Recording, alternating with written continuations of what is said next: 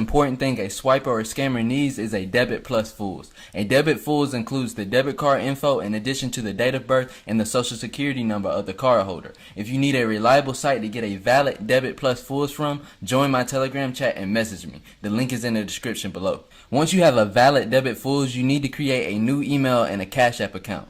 Go to the App Store and download Proton Mail. Use Proton Mail to create a new email address because it's encrypted and untraceable. Use the first and last name that's on your debit fools to create the Proton Mail email address. This new email address is the email address that you're going to use to create a new CashApp account.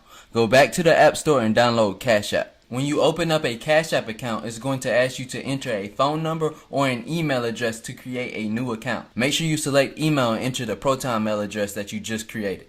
To finish setting up the CashApp account, use the credentials from your debit fools. Do not use any personal information to set up this new CashApp account. After creating an account, it's going to ask you to link a bank using a debit card. Enter the debit card credentials from your debit fools. If you have a valid debit plus fools, the card will link with no problem. After completing this step, you should be able to go to banks on the CashApp account profile and see the debit card linked to the account.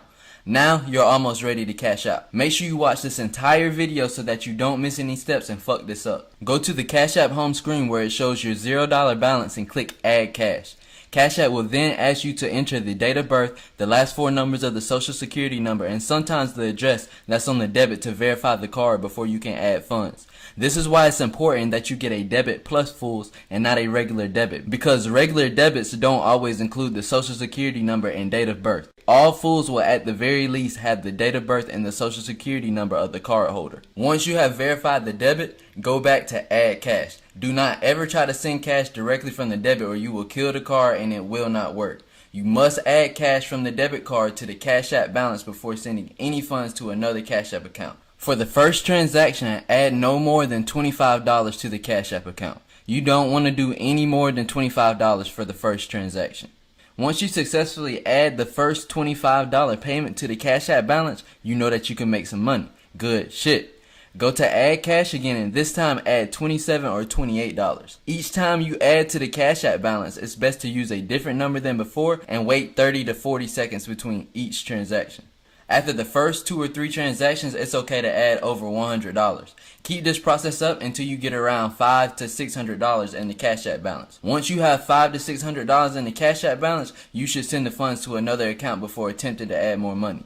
This will protect your funds. You can get away with sending it to your personal CashApp, but if you want to be extra safe, use a temporary number to enable Bitcoin and then send it to your personal account through Bitcoin. You can also create 2 emails to create 2 new CashApp accounts at the beginning instead of 1. This will allow you to send the funds to another CashApp before sending it to your personal. And yes, CashApp will allow you to create 2 accounts with the same information from your debit fools, as long as you use 2 different emails. You can continue adding and sending money in CashApp until the debit declines. After the card declines, transfer any money sitting in the CashApp account to another CashApp account immediately. Wait around 5 or 10 minutes before you try to add funds again. Most of the time, after the debit declines the first time, you won't be able to use it again, but it's always good to check. Once you get all the funds into your personal CashApp, delete the CashApp account that you linked the debit fools to.